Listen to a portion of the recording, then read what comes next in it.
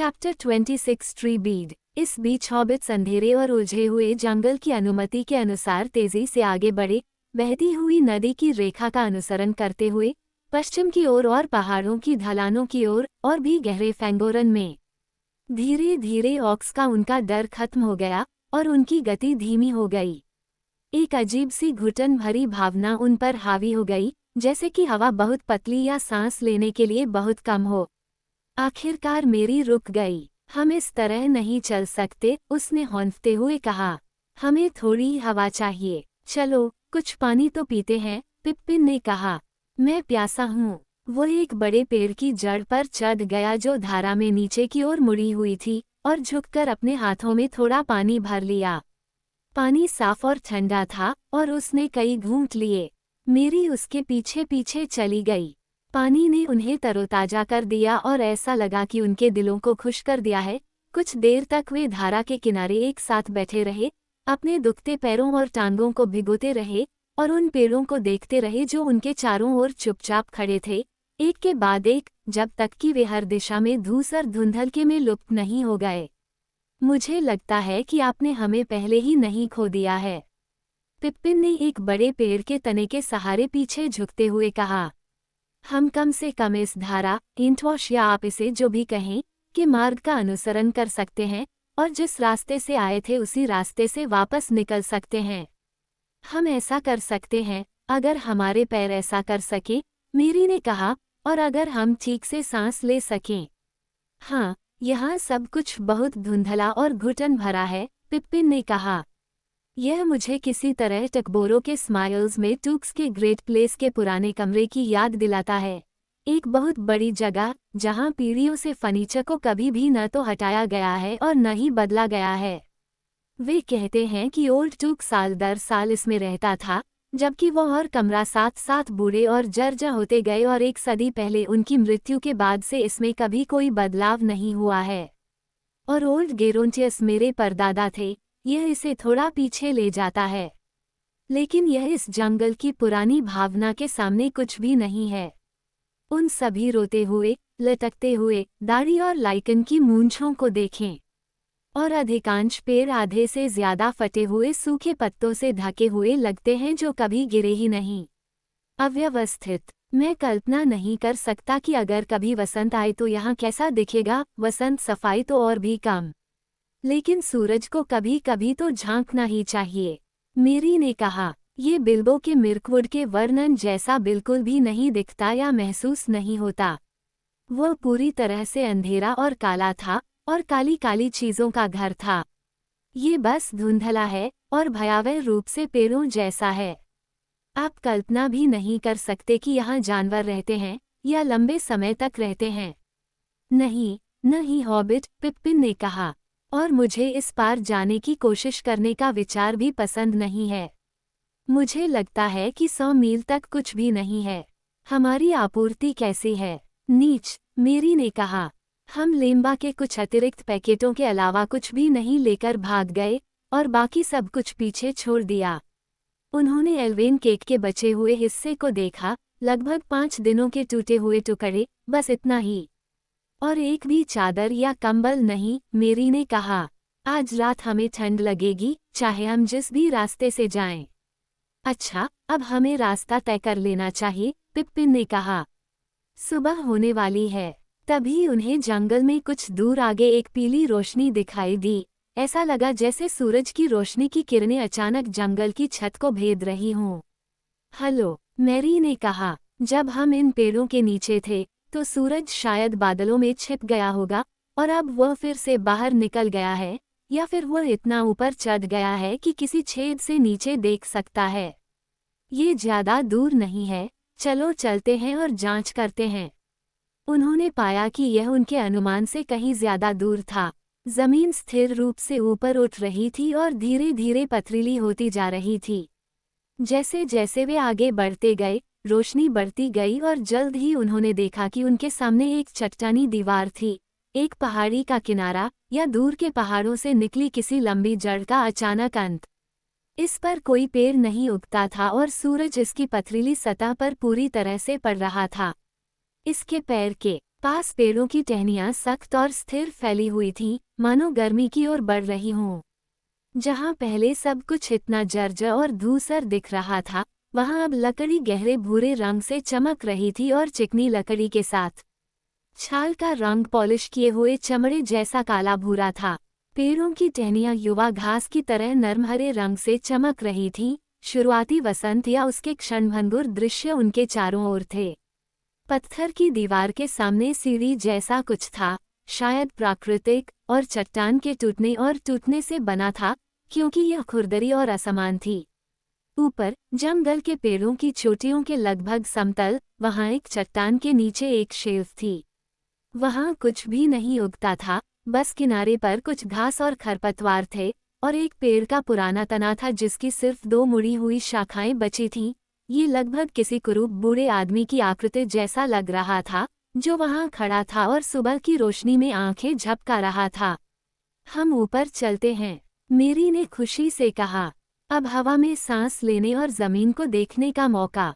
वे चट्टान पर चढ़ गए और ऊपर चढ़ गए। अगर सीढ़ी बनाई गई थी तो यह उनके पैरों से बड़े और लंबे पैरों के लिए थी। वे इस बात पर आश्चर्यचकित होने के लिए बहुत उत्सुक थे कि किस तरह से उनकी कैद के घाव ठीक हो गए थे और उनकी ताकत वापस आ गई थी। वे आखिरकार शेल्फ के किनारे पर आ गए, जो लगभग पुराने स्टंप के पैरों के पास था। फिर वे उछले और अपनी पीठ पहाड़ी की ओर करके घूमे, गहरी सांस लेते हुए और पूर्व की ओर देखते हुए। उन्होंने देखा कि वे जंगल में केवल 3 या 4 मील ही आए थे। पेड़ों के सिर ढलान से नीचे मैदान की ओर बढ़ रहे थे।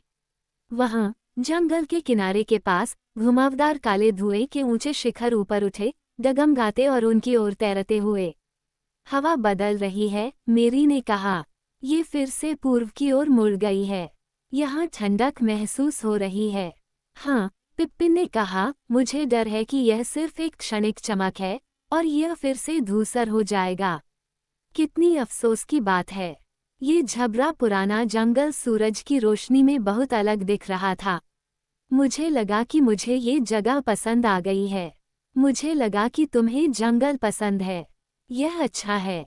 ये तुम्हारी असाधारण दयालुता है, एक अजीब सी आवाज ने कहा। घूमो और मुझे अपने चेहरे देखने दो। मुझे लगभग ऐसा लग रहा है कि मैं तुम दोनों को नापसंद करता हूँ, लेकिन हमें जल्दबाजी नहीं करनी चाहिए।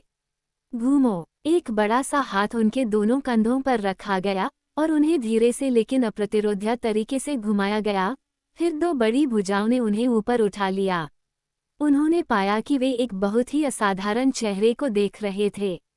यह एक बड़े आदमी जैसा, लगभग ट्रोल जैसा, कम से कम 14 फुट ऊंचा, बहुत मजबूत, लंबा सिर और बमुश्किल बिना गर्दन वाला चेहरा था। ये हरे और भूरे रंग की छाल जैसी चीजों से ढका हुआ था या यह उसकी खाल थी, ये कहना मुश्किल था।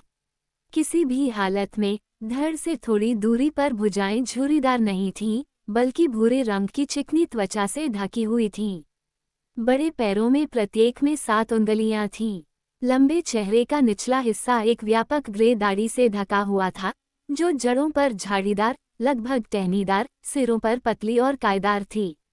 लेकिन उस समय हॉबिट्स ने आंखों के अलावा और कुछ नहीं देखा। ये गहरी आंखें अब उनका निरीक्षण कर रही थीं, धीमी और गंभीर, लेकिन बहुत गहरी। वे भूरे रंग के थे, जिन पर हरे रंग की रोशनी डाली गई थी। पिप्पिन ने अक्सर बाद में उनके बारे में अपनी पहली धारणा का वर्णन करने की कोशिश की।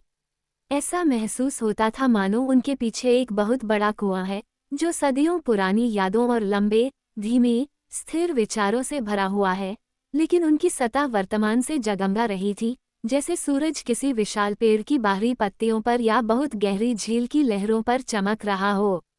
मुझे नहीं पता, लेकिन ऐसा महसूस होता था जैसे जमीन में उगने वाली कोई चीज, जो सोई हुई हो, या बस खुद को छत की नोक और पत्ती की नोक के बीच, गहरी धरती और आसमान के बीच महसूस कर रही हो, अचानक जाग उठी हो और उसी धीमी देखभाल के साथ आप पर विचार कर रही हो, जो उसने अंतहीन वर्षों तक अपने अंदरूनी मामलों पर दी थी। रुम हुम, आवाज में बड़बड़ाहट हुई, एक बहुत गहरी लकड़ी के वाद्य यंत्र जैसी आवाज।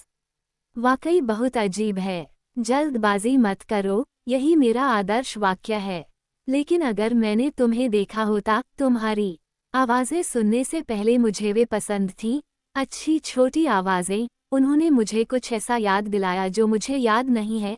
अगर मैंने तुम्हें सुनने से पहले देखा होता, तो मुझे तुम्हें छोटे ऑक्स समझकर बस कुचल देना चाहिए था और बाद में अपनी गलती का पता लगाना चाहिए था। तुम वाकई बहुत अजीब हो, जड़ और टहनी, बहुत अजीब। पिप्पिन, हालांकि अभी भी आश्चर्यचकित था, अब उसे डर नहीं लग रहा था। उन आंखों के नीचे उसे एक अजीब सा रहस्य महसूस हुआ, लेकिन डर नहीं। कृपया, उसने पूछा, आप कौन हैं? और आप क्या हैं? बूढ़ी आंखों में एक अजीब सी झलक आ गई, एक तरह की सावधानी, गहरे कुएं ढंक दिए गए थे। अब, आवाज ने जवाब दिया, ठीक है, मैं एक एंट हूँ, या वे मुझे इसी नाम से पुकारते हैं। हाँ, एंट शब्द ही सही है। एंट मैं हूँ, आप कह सकते हैं, अपने बोलने के तरीके से। कुछ लोगों के अनुसार मेरा नाम फैंगोन है, दूसरे इसे ट्रीबीड कहते हैं। ट्रीबीड ही ठीक रहेगा, एंट, मैरी ने कहा। वह क्या है? लेकिन तुम खुद को क्या कहते हो? आपका असली नाम क्या है? अब, ट्रीबीड ने उत्तर दिया। अब ये बताना होगा, इतनी जल्दबाजी नहीं, और मैं पूछ रहा हूँ, तुम मेरे देश में हो। तुम क्या हो? मुझे आश्चर्य है। मैं तुम्हें पहचान नहीं सकता। तुम उन पुरानी सूचियों में नहीं आते हो जिन्हें मैंने बचपन में सीखा था। लेकिन वह बहुत, बहुत समय पहले की बात है, और उन्होंने नई सूचियां बनाई होंगी। मुझे देखने दो, मुझे देखने दो, ये कैसे हुआ? अब जीवित प्राणियों की विद्या सीखें। सबसे पहले 4 स्वतंत्र लोगों के नाम बताओ। खोजी बौना, उसके घर अंधेरे हैं। सबसे बड़े, योगिनी बच्चे, पृथ्वी पर जन्मे, पहाड़ों जितने पुराने, हे नश्वर मनुष्य, घोड़ों का स्वामी। ऊदबिलाव निर्माता है, हिरन छलांग लगाने वाला है, भालू मधुमक्खी का शिकारी है, सुअर लड़ाकू है, शिकारी कुत्ता भूखा है, खरगोश डरा हुआ है। हम, चील घोंसले में, बैल चरागाह में, हिरन सींग मुकुटधारी, बाज सबसे तेज है। हंस सबसे सफेद, सांप सबसे ठंडा। हम, कैसा रहा? रूम तुम, रूती तुम। यह एक लंबी सूची थी, लेकिन वैसे भी आप कहीं भी फिट नहीं लगते हैं। हम हमेशा पुरानी सूचियों और पुरानी कहानियों से बाहर रह जाते हैं, मेरी ने कहा। फिर भी हम काफी लंबे समय से मौजूद हैं। हम हॉबिट हैं, क्यों न एक नई लाइन बनाई जाए? पिप्पिन ने कहा, अर्धविकसित हॉबिट, छेद में रहने वाले। हमें उन चारों में रख दीजिए, मनुष्य, बड़े लोगों के बगल में, और आपको यह मिल जाएगा। बुरा नहीं, ट्रीबियड ने कहा। ये ठीक रहेगा, तो आप बिलों में रहते हैं, है न? ये बहुत सही और उचित लगता है। लेकिन आपको हॉबिट कौन कहता है? यह मुझे एल्विश नहीं लगता।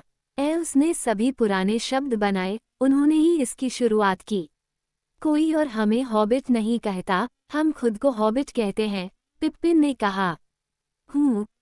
अब आओ, इतनी जल्दी मत करो। तुम खुद को हॉबिट कहते हो, लेकिन तुम्हें किसी को भी यह नहीं बताना चाहिए।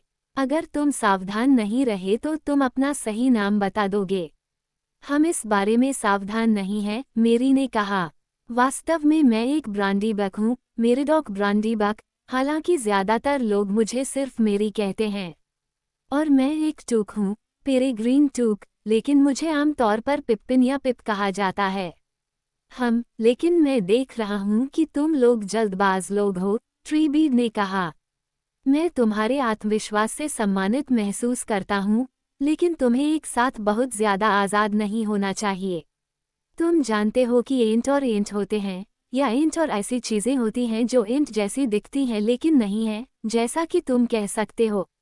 अगर तुम चाहो तो मैं तुम्हें मेरी और पिप्पिन बुलाऊंगा, अच्छे नाम हैं। क्योंकि मैं तुम्हें अपना नाम नहीं बताने वाला, कम से कम अभी तो नहीं। एक अजीब सा, आधा जानने वाला, आधा मजाकिया रूप उसकी आंखों में एक हरे रंग की झिलमिलाहट के साथ आया। एक बात के लिए इसमें बहुत समय लगेगा, मेरा नाम हर समय बढ़ रहा है, और मैं बहुत लंबे समय से जी रहा हूँ, इसलिए मेरा नाम एक कहानी की तरह है। असली नाम आपको मेरी भाषा में उन चीज़ों की कहानी बताते हैं जिनसे वे संबंधित हैं, जैसा कि आप कह सकते हैं कि पुरानी इंटिश में यह एक प्यारी भाषा है, लेकिन इसमें कुछ भी कहने में बहुत लंबा समय लगता है, क्योंकि हम इसमें कुछ भी नहीं कहते हैं जब तक कि कहने और सुनने के लिए लंबा समय लेने लायक न हो। लेकिन अब और आंखें बहुत चमकीली और वर्तमान हो गई, छोटी और लगभग तीखी होती हुई प्रतीत होने लगी। क्या हो रहा है?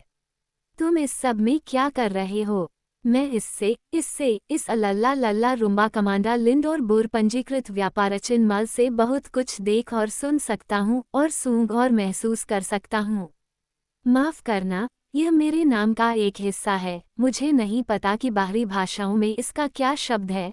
तुम जानते हो, हम जिस जगह पर हैं, जहाँ मैं खड़ा हूँ और सुंदर सुबहों को देखता हूँ और सूरज के बारे में सोचता हूँ और जंगल के पीछे घास और घोड़े और बादल और दुनिया के खुलने के बारे में। क्या हो रहा है? गैंडाल्फ क्या कर रहा है? और ये बरब्रम, उसने एक बड़े ऑर्गन पर कला की तरह गहरी गड़गड़ाहट वाली आवाज निकाली। ये औक और इसे निगाड में युवा सरुमन। मुझे समाचार पसंद हैं, लेकिन अब बहुत जल्दी नहीं। मैरी ने कहा, बहुत कुछ चल रहा है और अगर हम जल्दी करने की कोशिश भी करें तो भी बताने में बहुत समय लगेगा। लेकिन आपने हमें जल्दबाजी न करने के लिए कहा था। क्या हमें आपको इतनी जल्दी कुछ भी बताना चाहिए? क्या आपको यह असभ्य लगेगा अगर हम पूछें कि आप हमारे साथ क्या करने जा रहे हैं और आप किस पक्ष में हैं? और क्या आप गैंडाल्फ को जानते हैं? हाँ, मैं उसे जानता हूँ। वो एकमात्र जादूगर है जो पेड़ों की वास्तव में परवाह करता है, ट्रीबीड ने कहा। क्या तुम उसे जानते हो? हाँ, पिप्पिन ने दुखी होकर कहा, हमने ऐसा किया। वो एक बहुत अच्छा दोस्त था और वह हमारा मार्गदर्शक था। तो मैं तुम्हारे बाकी सवालों के जवाब दे सकता हूँ, ट्रीबीड ने कहा। मैं तुम्हारे साथ कुछ नहीं करने जा रहा हूँ। अगर तुम्हारा मतलब है कि तुम्हारे साथ कुछ करना, तो तुम्हारी अनुमति के बिना हम साथ मिलकर कुछ काम कर सकते हैं। मुझे पक्षों के बारे में नहीं पता। मैं अपना रास्ता अपनाता हूँ, लेकिन तुम्हारा रास्ता कुछ समय के लिए मेरे साथ चल सकता है। लेकिन तुम मास्टर गैंडाल्फ के बारे में ऐसे बात करते हो जैसे कि वह किसी ऐसी कहानी में हो जिसका अंत हो चुका है। हाँ, हम जानते हैं, पिप्पिन ने दुखी होकर कहा। कहानी चल रही है, लेकिन मुझे डर है कि गैंडाल्फ इसमें से गिर गया है। अब आओ, ट्रीबीड ने कहा। वेल। वह रुका, हॉबिट्स को लंबे समय तक देखता रहा। वैसे मुझे नहीं पता कि क्या कहना है। अब आओ, अगर आप और सुनना चाहें तो, मैरी ने कहा, हम आपको बताएंगे, लेकिन इसमें कुछ समय लगेगा। क्या आप हमें नीचे नहीं उतारना चाहेंगे? क्या हम यहाँ धूप में साथ नहीं बैठ सकते जब तक ये चलती है? आप हमें रोके रखते रखते थक गए होंगे। हम थक गए? नहीं, मैं थका हुआ नहीं हूँ। मैं आसानी से थकता नहीं हूँ और मैं बैठता नहीं हूँ। मैं बहुत झुकने वाला नहीं हूँ। लेकिन वहाँ सूर्य अंदर जा रहा है। चलो इसे छोड़ देते हैं। क्या आपने बताया कि आप इसे क्या कहते हैं? पहाड़ी, पिप्पिन ने सुझाव दिया। शेफ, सीढ़ी, मैरी ने सुझाव दिया। ट्रीबीड ने सोच समझकर शब्दों को दोहराया। हिल, हाँ, यही था, लेकिन यह एक ऐसी चीज के लिए जल्दबाजी में लिखा गया शब्द है जो दुनिया के इस हिस्से के बनने के बाद से यहाँ खड़ी है। कोई बात नहीं, चलो इसे छोड़ देते हैं और चलते हैं। हम कहाँ जाएंगे? मैरी ने पूछा। मेरे घर या मेरे घरों में से किसी एक पर, ट्रीबीड ने उत्तर दिया। क्या ये दूर है? मुझे नहीं पता, शायद आप इसे दूर कह सकते हैं, लेकिन इससे क्या फर्क पड़ता है? देखिए, हमने अपना सारा सामान खो दिया है, मैरी ने कहा। हमारे पास बस थोड़ा सा खाना बचा है। ओह, तुम्हें इस बारे में परेशान होने की जरूरत नहीं है, ट्रीबीड ने कहा। मैं तुम्हें एक ऐसा पेय दे सकता हूँ जो तुम्हें बहुत लंबे समय तक हरा भरा और बढ़ता हुआ रखेगा। और अगर हम अलग होने का फैसला करते हैं, तो मैं तुम्हें अपने देश के बाहर किसी भी जगह पर छोड़ सकता हूँ जहाँ तुम चाहो। चलो, हॉबिट को धीरे से लेकिन मजबूती से पकड़कर, एक एक हाथ की कोहनी में पकड़कर, ट्रीबीड ने पहले एक बड़ा पैर उठाया और फिर दूसरा और उन्हें शेल्फ के किनारे पर ले गया। जड़ जैसे पंजे ने चट्टानों को पकड़ लिया। फिर सावधानी से और गंभीरता से वह एक कदम से दूसरे कदम पर नीचे उतरा और जंगल की मंजिल पर पहुंच गया। वह तुरंत ही पेड़ों के बीच से लंबे लंबे कदमों से जंगल में आगे बढ़ता गया, नदी से दूर नहीं, लगातार पहाड़ों की ढलानों की ओर चढ़ता गया। कई पेड़ सोए हुए लग रहे थे या किसी अन्य प्राणी की तरह उसके बारे में अनभिज्ञ थे जो बस वहां से गुजर रहा था, लेकिन कुछ पेड़ कांप रहे थे और कुछ ने उसके पास आते ही अपनी शाखाएं उसके सिर के ऊपर उठा लीं। चलते चलते वह संगीत की लंबी बहती धारा में खुद से बातें कर रहा था। हॉबिट कुछ देर तक चुप रहे। उन्हें अजीब तरह से सुरक्षित और आरामदायक महसूस हुआ और उनके पास सोचने और आश्चर्य करने के लिए बहुत कुछ था। आखिरकार पिप्पिन ने फिर से बोलने की हिम्मत की। कृपया ट्रीबीड, उसने कहा, क्या मैं तुमसे कुछ पूछ सकता हूँ? सेलेबॉन ने हमें तुम्हारे जंगल के बारे में क्यों चेतावनी दी? उसने हमें उसमें उलझने का जोखिम न उठाने के लिए कहा था। क्या अब वह आया? ट्रीबीड ने गरजते हुए कहा। और मैं भी शायद यही कहता अगर तुम दूसरी तरफ जा रहे होते। लोरेलिंडुरेनन के जंगल में उलझने का जोखिम मत उठाओ। एल्वेस इसे यही कहते थे, लेकिन अब वे इसका नाम छोटा कर देते हैं। वे इसे लोथलुरियन कहते हैं। शायद वे सही हों, शायद ये लुप्त हो रहा है, बढ़ नहीं रहा है। सिंगिंग गोल्ड की घाटी की भूमि यही थी एक समय में। अब ये ड्रीम फ्लावर है। अच्छा, लेकिन यह एक अजीब जगह है और हर किसी के लिए यहाँ आना जाना संभव नहीं है। मुझे आश्चर्य है कि तुम कभी बाहर निकले, लेकिन इससे भी ज्यादा आश्चर्य है कि तुम कभी अंदर गए। ऐसा कई सालों से अजनबियों के साथ नहीं हुआ है। यह एक अजीब जगह है। और ऐसा ही हुआ। यहाँ के लोग दुख में आ गए हैं। हाँ, वे दुख में आ गए हैं। लोरेलिंडुरेनन लिंडेलोरेंडोर मालिनो नजलियन ओनेमालिन, उसने खुद से कहा। मुझे लगता है कि वे वहाँ दुनिया से काफी पीछे रह गए हैं। उसने कहा, न तो ये देश, न ही गोल्डन वुड के बाहर कुछ और। जब सेलेबॉन छोटा था तो यह क्या था? फिर भी टोरेली लुमला तुम्बाले मोना तुम्बले तोरला लुमलानोर एक, यही तो वे कहा करते थे। चीजें बदल गई हैं, लेकिन यह अभी भी कुछ जगहों पर सच है। तुम्हारा क्या मतलब है? पिप्पिन ने कहा। क्या सच है? पेड़ ऑरेंस, ट्रीबीड ने कहा। मैं ये सब नहीं समझता। मैं खुद भी यही सोचता हूँ, इसलिए मैं आपको यह नहीं समझा सकता। हम में से कुछ लोग अभी भी सच्चे इंच हैं और अपने तरीके से काफी जीवंत हैं, लेकिन कई लोग नींद में डूब रहे हैं, जैसे कि आप कह सकते हैं कि वे पेड़ों की तरह हो रहे हैं। बेशक, ज्यादातर पेड़ सिर्फ पेड़ ही हैं, लेकिन कई आधे जाग चुके हैं। कुछ पूरी तरह से जाग चुके हैं और कुछ, ठीक है, अच्छी बात यह है कि एंटिश हो रहा है। ऐसा हमेशा होता रहता है। जब किसी पेड़ के साथ ऐसा होता है, तो आप पाते हैं कि कुछ पेड़ों का दिल खराब है। उनकी लकड़ी से कोई लेना देना नहीं, मेरा मतलब यह नहीं है। क्यों? मैं इंटवॉश के नीचे कुछ अच्छे पुराने विलो को जानता था, जो बहुत पहले ही खत्म हो गए, अफसोस। वे काफी खोखले थे, वास्तव में वे सभी टुकड़े टुकड़े हो रहे थे, लेकिन एक युवा पत्ते की तरह शांत और मधुर भाषी थे। और फिर पहाड़ों के नीचे घाटियों में कुछ पेड़ हैं, घंटी की तरह ध्वनि करते हैं और पूरी तरह से खराब हैं। इस तरह की चीजें फैलती दिखती हैं। इस देश में कुछ बहुत खतरनाक हिस्से हुआ करते थे। अभी भी कुछ बहुत काले धब्बे हैं। क्या आपका मतलब उत्तर की ओर पुराने जंगल से है? मैरी ने पूछा। हाँ, कुछ ऐसा ही, लेकिन उससे भी ज्यादा बुरा। मुझे इसमें कोई शक नहीं है कि कुछ तो है। महान अंधकार की छाया अभी भी उत्तर की ओर पड़ी है और बुरी यादें सौंपी गई हैं। लेकिन इस भूमि में खोखली घाटियां हैं जहां से अंधकार कभी नहीं हटा है और पेड़ मुझसे भी पुराने हैं। फिर भी हम वही करते हैं जो हम कर सकते हैं। हम अजनबियों और मूर्खों से दूर रहते हैं और हम प्रशिक्षण देते हैं और सिखाते हैं। हम चलते हैं और हम खरपतवार निकालते हैं। हम पेड़ों पर चरने वाले लोग हैं, हम पुराने इंच हैं। अब हम में से बहुत कम लोग बचे हैं। भेड़ें चरवाहे की तरह और चरवाहे भेड़ की तरह होते हैं, ऐसा कहा जाता है, लेकिन धीरे धीरे और दोनों ही दुनिया में लंबे समय तक नहीं रहे।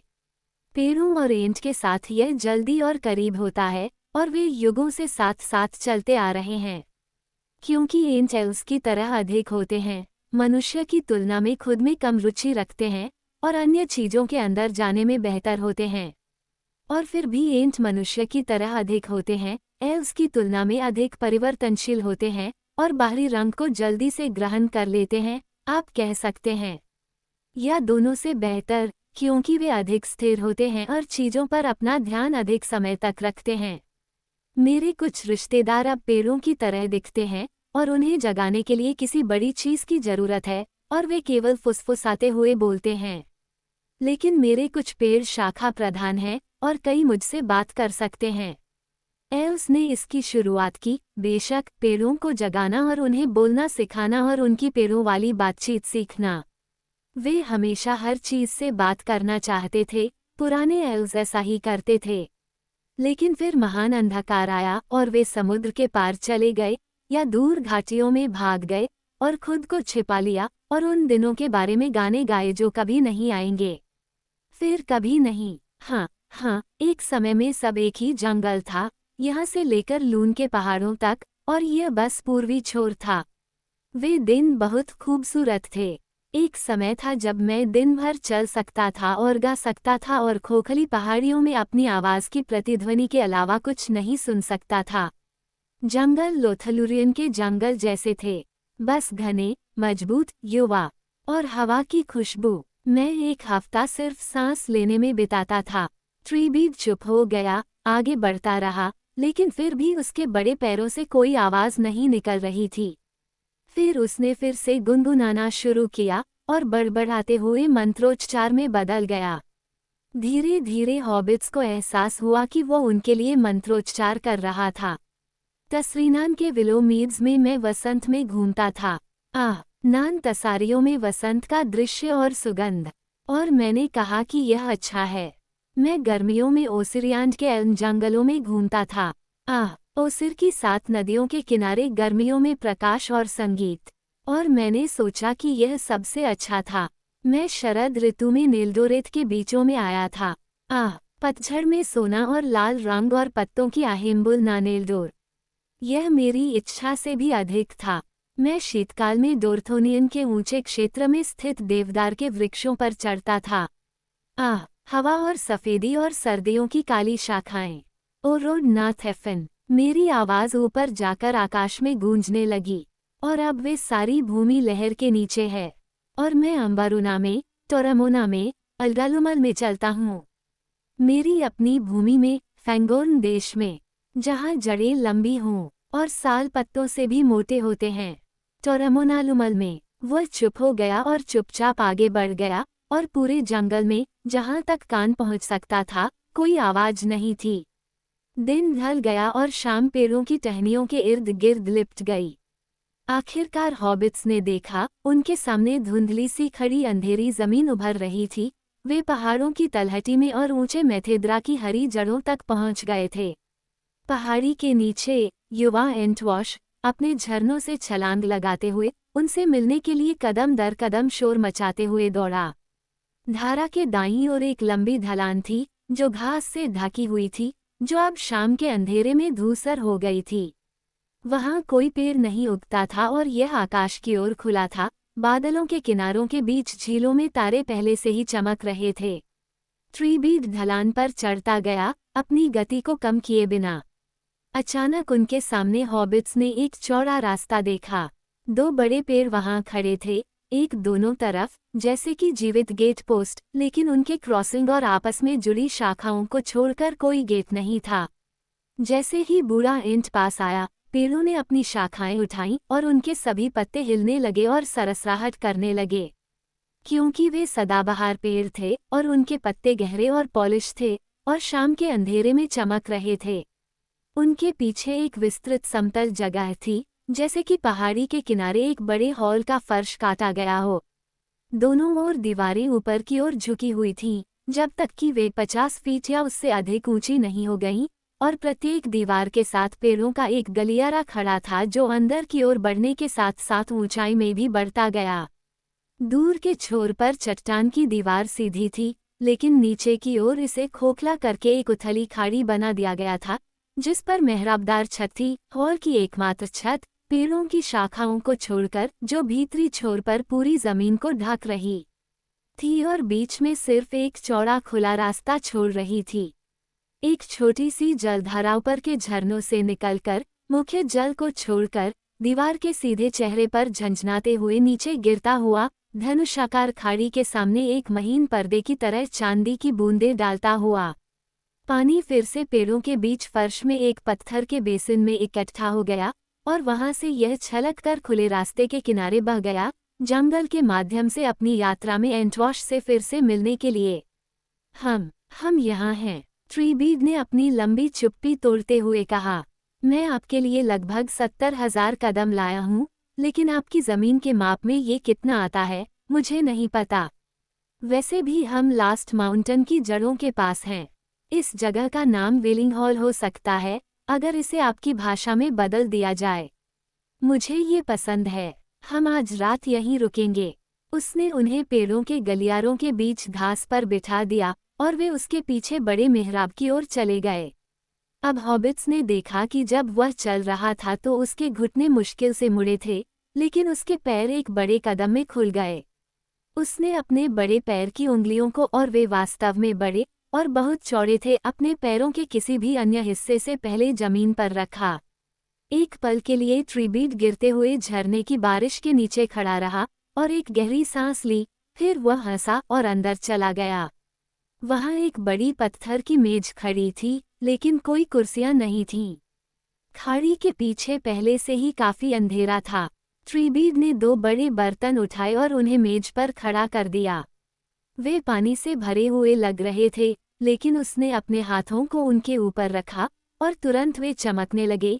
एक सुनहरा और दूसरा गहरा हरा प्रकाश और 2 रोशनी के मिश्रण ने खाड़ी को रोशन कर दिया, मानो गर्मियों का सूरज युवा पत्तियों की छत के माध्यम से चमक रहा हो।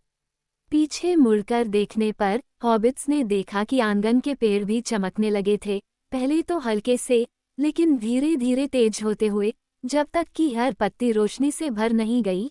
कुछ हरे, कुछ सुनहरे, कुछ तांबे जैसे लाल, जबकि पेड़ के तने चमकीले पत्थर से बने खंभों की तरह लग रहे थे। अच्छा, अब हम फिर से बात कर सकते हैं, ट्रीबर्ड ने कहा।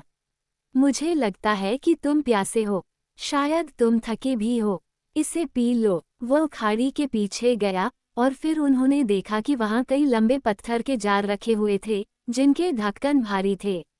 उसने एक ढक्कन हटाया और एक बड़ी करछुल में डुबोया और उससे 3 कटोरे भरे, एक बहुत बड़ा कटोरा और 2 छोटे। यह एक चींटी खाना है, उसने कहा, और मुझे डर है कि यहाँ कोई बैठने की जगह नहीं है, लेकिन आप मेज पर बैठ सकते हैं। हॉबिट को उठाकर उसने उन्हें जमीन से 6 फीट ऊपर एक बड़े पत्थर के स्लैब पर बिठाया और वे वहां अपनी टांगें लटकाए बैठे रहे और चुस्कियां लेते हुए पानी पीने लगे। पेय जल जैसा था, वास्तव में जंगल की सीमा के पास एंटवॉश से पिए गए घूंटों के स्वाद जैसा, और फिर भी इसमें कुछ ऐसी खुशबू या स्वाद था जिसका वे वर्णन नहीं कर सकते थे। ये हल्का था, लेकिन यह उन्हें दूर के जंगल की गंध की याद दिलाता था जो रात में ठंडी हवा के साथ दूर से आती है। घूंट का प्रभाव पैर की उंगलियों से शुरू हुआ और हर अंग से लगातार बढ़ता गया, ताजगी और स्फूर्ति लाते हुए। जैसे जैसे यह ऊपर की ओर बढ़ता गया, बालों की नोक तक पहुंचता गया। वास्तव में हॉबिट्स को लगा कि उनके सिर के बाल वास्तव में खड़े हो रहे थे, लहरा रहे थे, कल कर रहे थे और बढ़ रहे थे। ट्रीबीड के लिए उसने पहले मेहराब के पीछे बेसिन में अपने पैर धोए और फिर उसने एक घूंट में अपना कटोरा खाली कर दिया, एक लंबा धीमा घूंट। हॉबिट्स को लगा कि वो कभी नहीं रुकेगा। आखिरकार उसने कटोरा फिर से नीचे रख दिया। आहा, उसने आह भरी। अब हम आसानी से बात कर सकते हैं। तुम फर्श पर बैठो और मैं लेट जाऊंगा, इससे ये पे मेरे सिर तक नहीं पहुंचेगा और मुझे नींद नहीं आएगी। खाड़ी के दाईं ओर एक बहुत बड़ा बिस्तर था जो पैरों के बल पर बना था। ये 2 फीट से ज्यादा ऊंचा नहीं था और सूखी घास और झाड़ियों से ढका हुआ था। ट्रीबर्ड ने धीरे धीरे खुद को इस पर उतारा, सिर्फ बीच में थोड़ा सा झुकने का निशान था, जब तक कि वो पूरी लंबाई में लेट नहीं गया। अपनी बाहें सिर के पीछे करके छत की ओर देखते हुए, जिस पर रोशनी टिमटिमा रही थी, जैसे धूप में पत्तों का खेल। मैरी और पिप्पिन उसके बगल में बैठे थे। अब मुझे अपनी कहानी बताओ, और जल्दी मत करो, ट्रीबीड ने कहा। हॉबिट्स ने उसे हॉबिटन छोड़ने के बाद से अपने रोमांच की कहानी सुनानी शुरू कर दी। उन्होंने कोई स्पष्ट क्रम नहीं अपनाया, क्योंकि वे लगातार एक दूसरे को बीच में रोक रहे थे, और ट्रीबीड अक्सर वक्ता को रोक देता था और किसी पहले वाले बिंदु पर वापस चला जाता था, या बाद की घटनाओं के बारे में सवाल पूछने के लिए आगे बढ़ जाता था। उन्होंने अंगूठी के बारे में कुछ भी नहीं कहा, और उसे ये भी नहीं बताया कि वे क्यों निकले थे या वे कहाँ जा रहे थे, और उसने कोई कारण नहीं पूछा। उसे हर चीज़ में बहुत दिलचस्पी थी, ब्लैक राइडर्स में, एरोंड में, और रिवेंडेल में, ओल्ड फॉरेस्ट में, और टॉम बॉम्बेडल में, मोरिया की खानों में, और लोथलुरियन और गैलाड्रियल में। उसने उन्हें बार बार शायर और उसके देश का वर्णन करने को कहा। इस बिंदु पर उसने एक अजीब बात कही, क्या तुमने कभी वहाँ कोई एंट नहीं देखा है? उसने पूछा। ठीक है, एंट नहीं, एंटवाइव्स मैं वास्तव में कहना चाहिए। एंटवाइव्स, पिप्पिन ने कहा। क्या वे बिल्कुल तुम्हारी तरह हैं? हाँ, हम नहीं, मुझे अब वास्तव में नहीं पता, ट्रीबीड ने कहा, लेकिन वे आपके देश को पसंद करेंगे, इसलिए मैंने सोचा। ट्रीबीड को हालांकि गैंडाल्फ से जुड़ी हर चीज़ में खास दिलचस्पी थी, और सबसे ज़्यादा दिलचस्पी सरुमन के कामों में थी। हॉबिट्स को इस बात का बहुत अफसोस था कि वे उनके बारे में इतना कम जानते थे। केवल सैम द्वारा गैंडाल्फ ने परिषद को जो बताया था, उसकी एक अस्पष्ट रिपोर्ट। लेकिन वे किसी भी तरह से स्पष्ट थे कि उगलिक और उसका दल इसेनेगाड से आया था, और सरुमन को अपना स्वामी मानता था। ट्रीबर्ड ने कहा, जब आखिरकार उनकी कहानी घूमकर ओर्क्स और रोहन के राइडर्स की लड़ाई तक पहुंच गई। अच्छा, ये खबरों का पुलिंदा है और इसमें कोई गलती नहीं है। आपने मुझे सब कुछ नहीं बताया, नहीं, वास्तव में, बहुत दूर तक नहीं। लेकिन मुझे संदेह नहीं है कि आप वैसा ही कर रहे हैं जैसा गैंडाल्फ चाहता है। कुछ बहुत बड़ा हो रहा है, जो मैं देख सकता हूँ, और यह क्या है, शायद मुझे अच्छे समय में या बुरे समय में पता चल जाए। जड़ और टहनी से, लेकिन यह एक अजीब मामला है। कुछ ऐसे लोग उगते हैं जो पुरानी सूचियों में नहीं हैं, और देखो 9 भूले हुए राइडर्स उनका शिकार करने के लिए फिर से प्रकट होते हैं, और गैंडाल्फ उन्हें एक बड़ी यात्रा पर ले जाता है, और गैलाड्रियल उन्हें कैरस गैलाधोन में शरण देता है, और ओर्क्स वाइल्डलैंड के सभी लीगों तक उनका पीछा करते हैं। वास्तव में वे एक बड़े तूफान में फंस गए हैं। मुझे उम्मीद है कि वे इसे झेल लेंगे। और आपका क्या हाल है? मैरी ने पूछा। मैंने महान युद्धों के बारे में चिंता नहीं की है, ट्रीबर्ड ने कहा, वे ज्यादातर कल्पित बौने और मनुष्यों से संबंधित हैं। ये जादूगरों का काम है। जादूगर हमेशा भविष्य के बारे में चिंतित रहते हैं। मुझे भविष्य के बारे में चिंता करना पसंद नहीं है। मैं पूरी तरह से किसी के पक्ष में नहीं हूँ, क्योंकि कोई भी पूरी तरह से मेरे पक्ष में नहीं है, अगर आप मुझे समझते हैं। कोई भी जंगलों की परवाह नहीं करता है जैसे मैं करता हूँ, आजकल कल्पित बौने भी नहीं। फिर भी, मैं दूसरों की तुलना में कल्पित बौने के प्रति अधिक दयालु हूँ। ये कल्पित बौने ही थे जिन्होंने बहुत पहले हमें गूंगेपन से ठीक किया था, और यह एक महान उपहार था जिसे भुलाया नहीं जा सकता। हालांकि तब से हमारे रास्ते अलग हो गए हैं। और कुछ चीजें हैं, बेशक, जिनके पक्ष में मैं बिल्कुल नहीं हूँ, मैं उनके बिल्कुल खिलाफ हूँ। ये बरब्रम, उसने फिर से घृणा की गहरी गड़गड़ाहट की, ये ओर्क्स और उनके स्वामी। जब छाया मिर्कवुड पर पड़ती थी, तो मैं चिंतित रहता था, लेकिन जब वह मोडोर में चली गई, तो मैंने कुछ समय तक परेशान नहीं किया। मोडोर बहुत दूर है, लेकिन ऐसा लगता है कि हवा पूर्व की ओर बढ़ रही है, और सभी जंगलों का सूखना निकट आ रहा है। एक बूढ़ा एंट उस तूफान को रोकने के लिए कुछ नहीं कर सकता, उसे इसका सामना करना होगा या टूटना होगा। लेकिन अब सरुमन पड़ोसी है, मैं उसे अनदेखा नहीं कर सकता। मुझे कुछ करना चाहिए। मुझे लगता है, मैं अक्सर सोचता रहता हूँ कि मुझे उसके बारे में क्या करना चाहिए। सरुमान कौन है? पिप्पिन ने पूछा। क्या आप उसके इतिहास के बारे में कुछ जानते हैं? सरुमन एक जादूगर है, ट्रीबीड ने उत्तर दिया। इससे अधिक मैं नहीं बता सकता। मैं जादूगरों का इतिहास नहीं जानता। वे सबसे पहले तब प्रकट हुए जब समुद्र के पार बड़े जहाज आए, लेकिन अगर वे जहाज़ों के साथ आए थे तो मैं कभी नहीं बता सकता। मुझे लगता है कि उनमें सरुमन को महान माना जाता था। उसने इधर उधर भटकना और मनुष्यों और कल्पितों के मामलों में ध्यान देना कुछ समय पहले ही छोड़ दिया था। आप इसे बहुत समय पहले कहेंगे, और वो एंग्रेनॉस्ट या इसेनेगाड में बस गया, जैसा कि रोहन के लोग कहते हैं।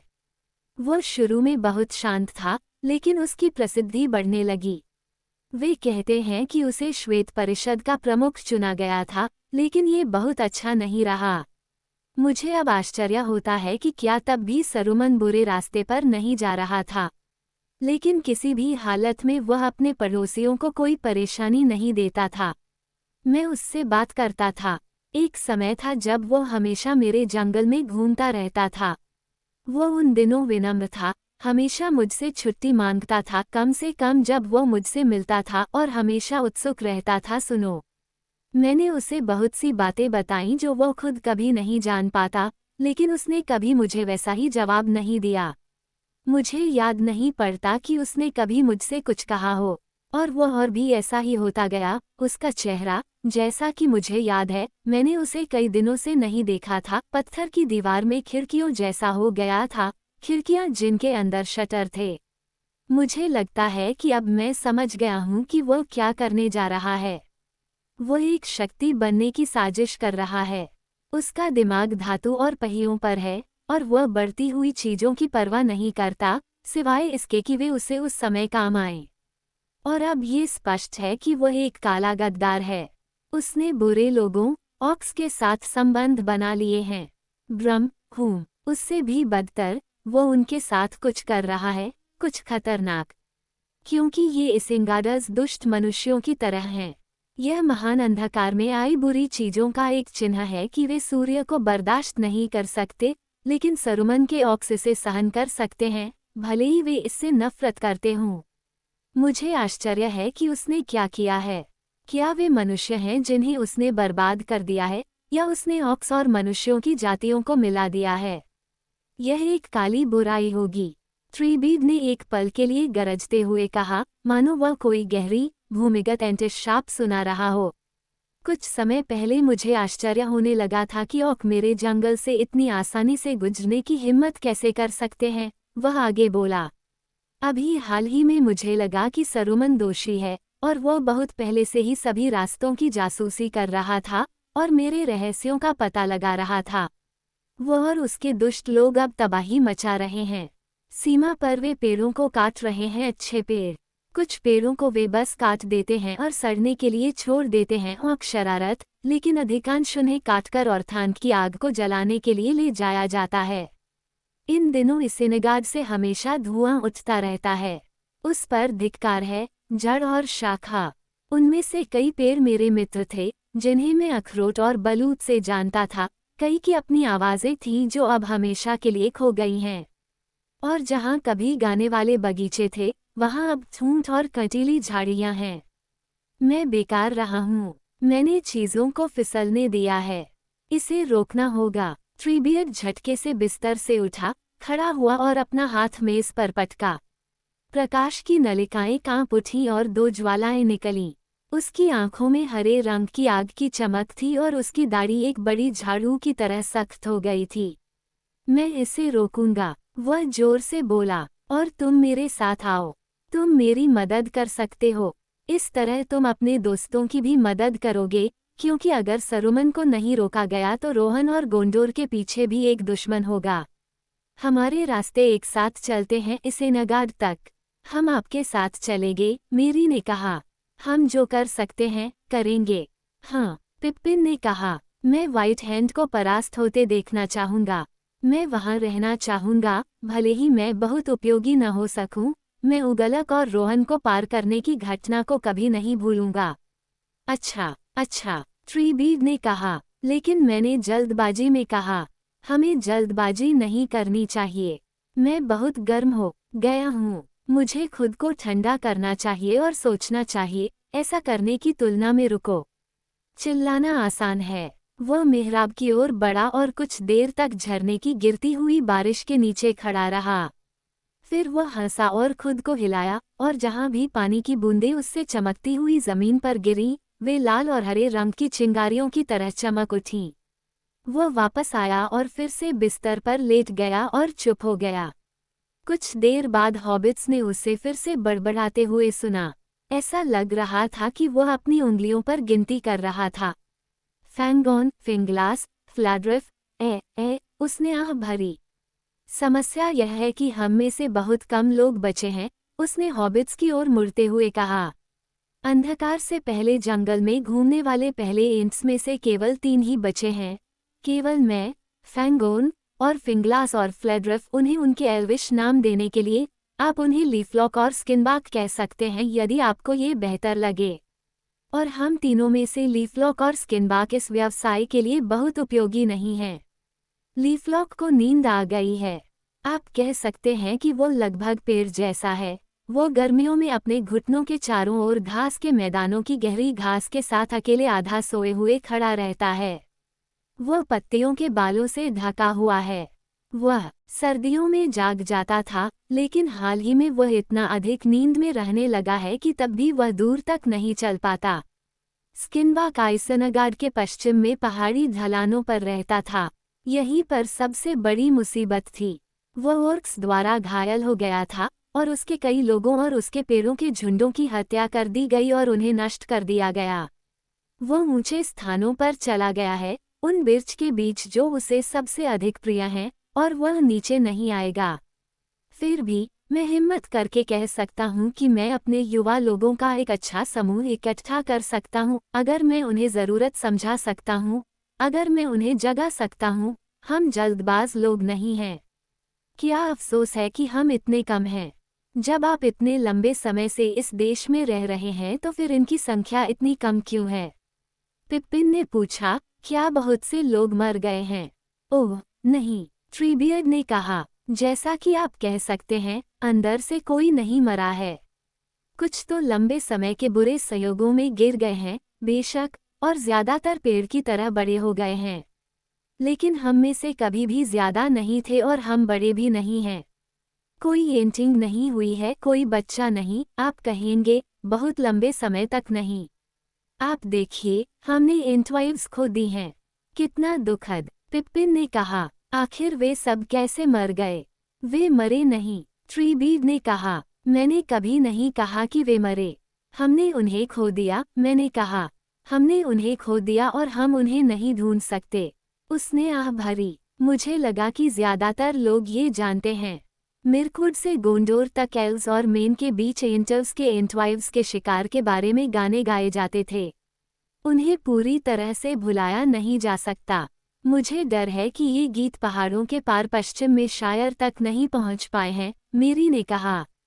क्या तुम हमें कुछ और नहीं सुनाओगे, या हमें कोई गीत नहीं सुनाओगे?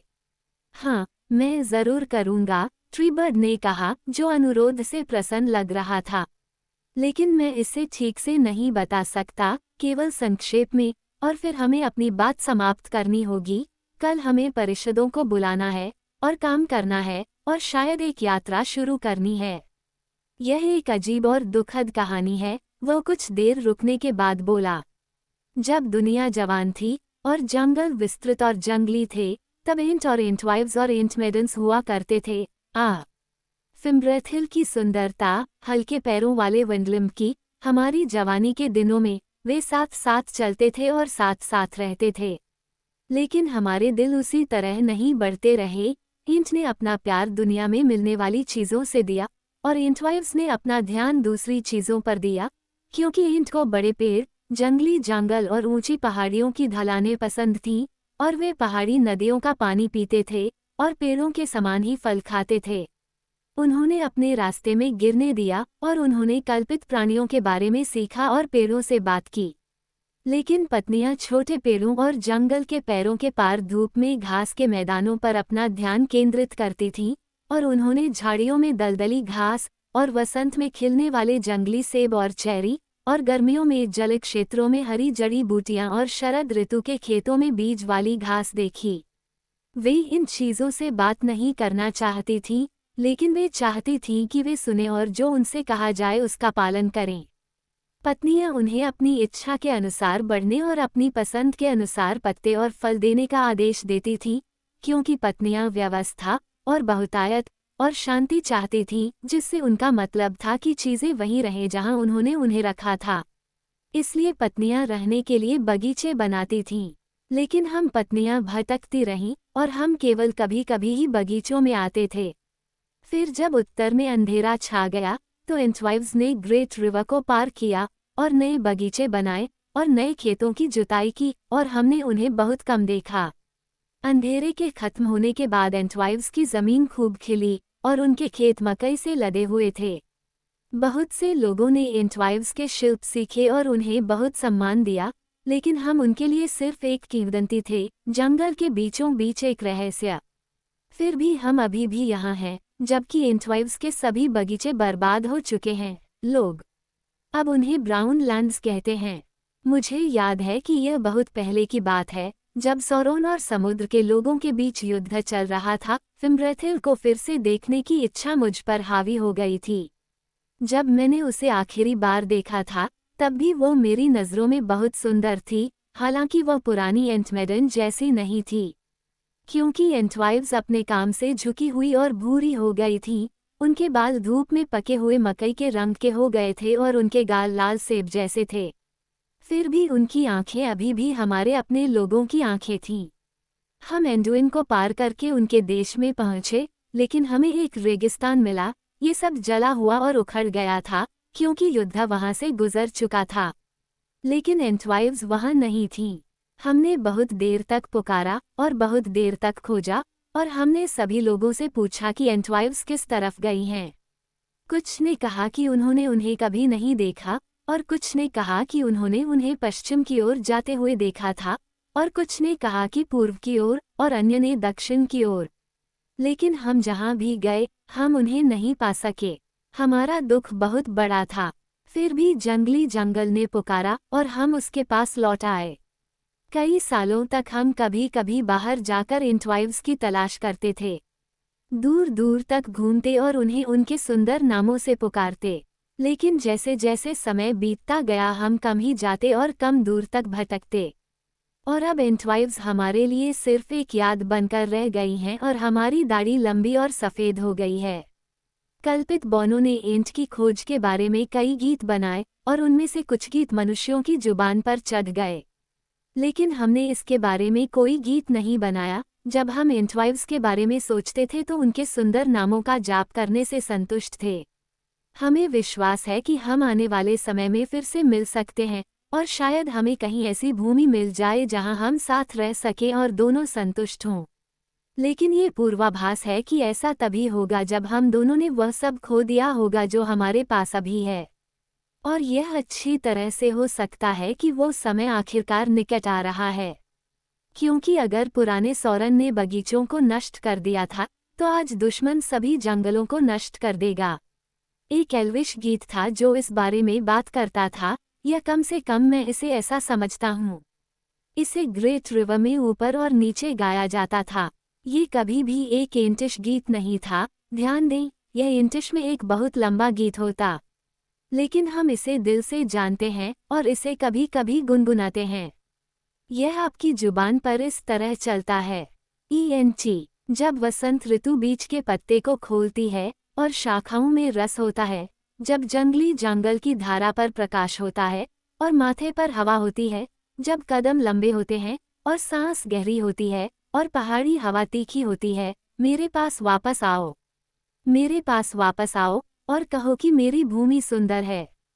पत्नी, जब वसंत ऋतु खेतों में आ जाएगी और मक्का की फसल लहलहा उठेगी, जब बाग में बर्फ की तरह फूल खिलेंगे, जब वर्षा और सूर्य पृथ्वी पर सुगंध से भर जाएंगे, तब मैं यहीं रुक जाऊंगा और वापस नहीं आऊंगा, क्योंकि मेरी धरती सुंदर है। एंट, जब दुनिया में गर्मी का मौसम हो और दोपहर के समय सोने की चादरों के नीचे पेड़ों के सपने खिलते हों, जब जंगल के मैदान हरे और ठंडे हों और हवा पश्चिम से बह रही हो, तो मेरे पास वापस आओ। मेरे पास वापस आओ और कहो कि मेरी जमीन सबसे अच्छी है।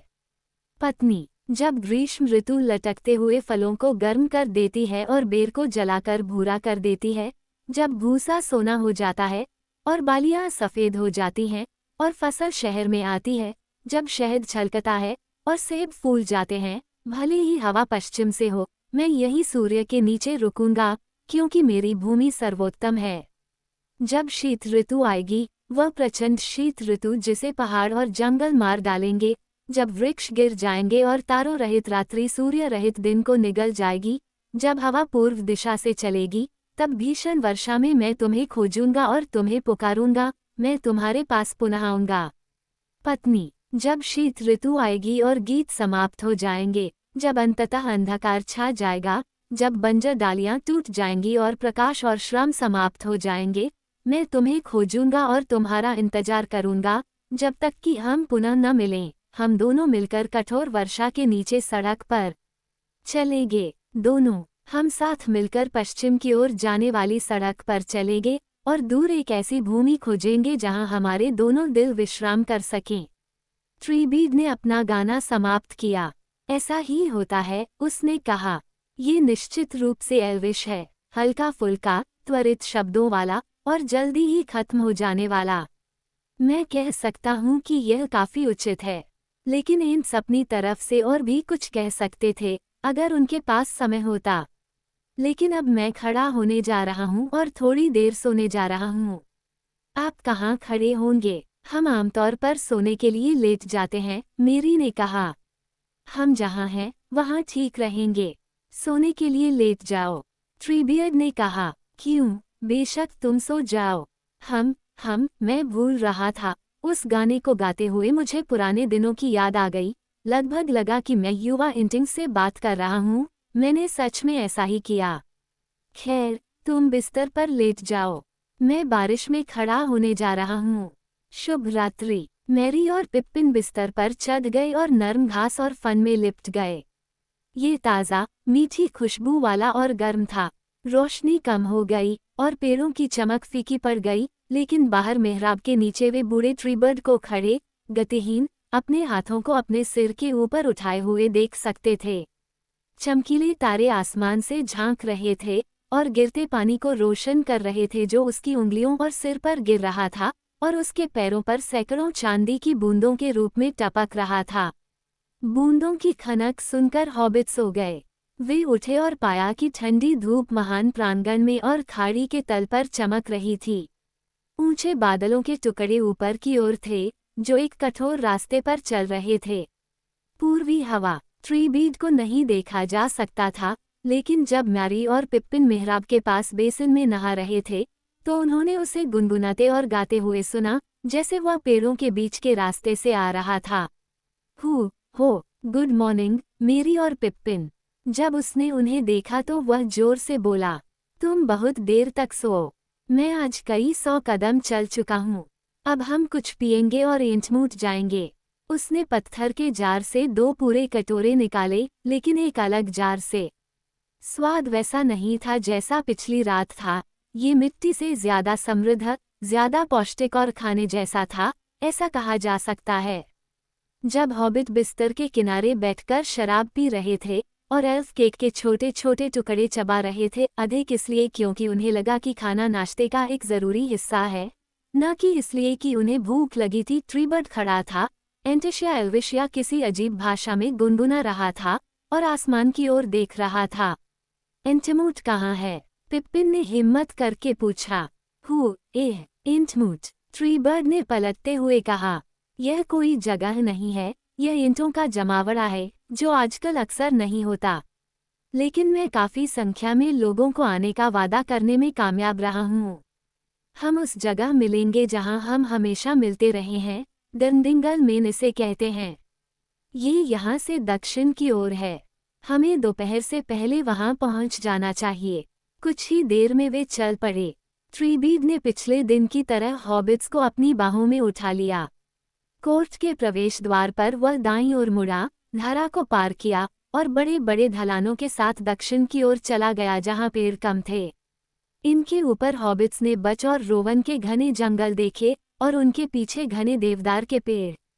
जल्द ही ट्रीबीड, पहाड़ियों से थोड़ा दूर मुड़े और गहरे पेड़ों के बीच चले गए, जहां पेड़ बड़े, ऊंचे और घने थे, जो हॉबिट ने पहले कभी नहीं देखे थे। कुछ समय के लिए उन्हें हल्का सा घुटन का एहसास हुआ, जो उन्होंने पहली बार फैंगॉन में जाने पर महसूस किया था, लेकिन ये जल्द ही दूर हो गया। ट्रीबीड ने उनसे बात नहीं की। वह अपने आप में गहराई से और सोच समझकर गुनगुना रहा था, लेकिन मेरी और पिप्पिन को कोई उचित शब्द नहीं सूझा। ये बूम बूम रंबूम बुरार बूम बूम देहरार बूम बूम देहरार बूम और इस तरह लगातार स्वर और लय में बदलाव होता रहा। कभी कभी उन्हें लगता था कि उन्होंने कोई जवाब सुना है, कोई गुनगुनाहट या ध्वनि की कंपन, जो धरती से, उनके सिर के ऊपर की शाखाओं से, या शायद पेड़ की टहनियों से आ रही थी। पेड़ों के बीच में, लेकिन ट्रीबीड न तो रुका और न ही अपना सिर किसी ओर घुमाया। वे काफी देर से चल रहे थे। पिप्पिन ने एंट स्ट्राइड्स की गिनती रखने की कोशिश की थी, लेकिन वह असफल रहा था। लगभग 3000 पर खो गया था जब ट्रीबर्ड ने अपनी गति धीमी करनी शुरू की। अचानक वह रुक गया, हॉबिट्स को नीचे रखा और अपने मुड़े हुए हाथों को अपने मुंह के पास उठाया ताकि वे एक खोखली नली बना सकें। फिर उसने उनमें से फूंक मारी या पुकारा। एक बहुत बड़ी होम जंगल में गहरे गले वाले सींग की तरह गूंजी और पेड़ों से गूंजती हुई प्रतीत हुई। दूर से कई दिशाओं से एक जैसी हूम की आवाज आई, जो प्रतिध्वनि नहीं बल्कि उत्तर थी। ट्रीबीड ने अब मैरी और पिप्पिन को अपने कंधों पर बिठाया और फिर से आगे बढ़ा। बीच बीच में एक और हॉर्न कॉल करता रहा और हर बार उत्तर तेज और नजदीक आता रहा। इस तरह वे आखिरकार एक ऐसी जगह पहुंचे जो गहरे सदाबहार पेड़ों की एक अभेद्य दीवार की तरह दिख रही थी। एक तरह के पेड़ जिन्हें हॉबिट्स ने पहले कभी नहीं देखा था। वे जड़ों से सीधे शाखाएं फैलाए हुए थे और कांटे रहित होली की तरह गहरे चमकदार पत्तों से घने थे, और उनमें बड़ी चमकदार जैतून के रंग की कलियों के साथ कई सख्त सीधे फूल स्पाइक्स थे। बाईं ओर मुड़ते हुए और इस विशाल बाड़ को किनारे करते हुए ट्रीबीड कुछ कदम चलकर एक संकरे प्रवेश द्वार पर पहुंच गया। इसके बीच से एक घिसा पिटा रास्ता गुजरा और अचानक एक लंबी खड़ी ढलान से नीचे उतर गया। हॉबिट्स ने देखा कि वे एक बड़े गड्ढे में उतर रहे थे, जो लगभग एक कटोरे के आकार का गोल, बहुत चौड़ा और गहरा था, जिसके किनारे पर ऊंची गहरी सदाबहार बाड़ लगी हुई थी। यह अंदर से चिकना और घास से ढका हुआ था, और कटोरे के तल पर खड़े 3 बहुत ऊंचे और सुंदर सिल्वर बच के अलावा कोई पेड़ नहीं था। 2 अन्य रास्ते गड्ढे में नीचे की ओर ले जाते थे, पश्चिम से और पूर्व से। कई एंट पहले ही आ चुके थे, दूसरे रास्तों से और भी आ रहे थे, और कुछ अब ट्रीबीड का अनुसरण कर रहे थे। जैसे ही वे पास आए, हॉबिट ने उन्हें घूर कर देखा। उन्हें उम्मीद थी कि वे ट्रीबीड जैसे कई जीव देखेंगे, जैसे एक हॉबिट दूसरे जैसा होता है, कम से कम एक अजनबी की नज़र में, और वे इस तरह का कुछ भी न देखकर बहुत हैरान हुए। एंट एक दूसरे से उतने ही अलग थे जितने पेड़ एक दूसरे से, कुछ उतने ही अलग थे जितने एक पेड़ दूसरे से अलग होते हैं, जिनका नाम एक ही होता है, लेकिन विकास और इतिहास बिल्कुल अलग होता है, और कुछ उतने ही अलग होते हैं जितने एक पेड़ दूसरे से, जैसे संटी बीच से, ओक देवदार से। कुछ पुराने एंट थे, दाढ़ी वाले और घुंघराले, जैसे स्वस्थ लेकिन पुराने पेड़, हालांकि कोई भी ट्रीबीड जितना पुराना नहीं दिखता था, और लंबे मजबूत एंट थे, साफ सुथरे हाथ और चिकनी त्वचा वाले, जैसे जंगल के पेड़ अपने चरम पर होते हैं, लेकिन कोई युवा एंट नहीं थे, कोई पौधा नहीं था। कुल मिलाकर लगभग 2 दर्जन एंट जंगल के चौड़े घास वाले मैदान पर खड़े थे। डिंगल और कई और लोग मार्च कर रहे थे। सबसे पहले मेरी और पिप्पिन मुख्य रूप से विविधता से प्रभावित हुए जो उन्होंने देखी। कई आकार और रंग, परिधि में अंतर और ऊंचाई, और पैर और हाथ की लंबाई, और पैर की उंगलियों और अंगुलियों की संख्या 3 से 9 तक। कुछ कमोबेश ट्रीबर्ड से संबंधित लग रहे थे और उन्हें बीच पेड़ों या ओक की याद दिला रहे थे, लेकिन अन्य प्रकार भी थे। कुछ को चेस्टनट याद आया, बड़े फैले हुए हाथों और छोटे मोटे पैरों वाले भूरे रंग के एंट। कुछ को ऐश याद आया, कई उंगलियों वाले हाथों और लंबे पैरों वाले लंबे सीधे भूरे रंग के एंट। कुछ को देवदार, सबसे लंबा एंट, और अन्य को बच, रोवन और लिंडेन।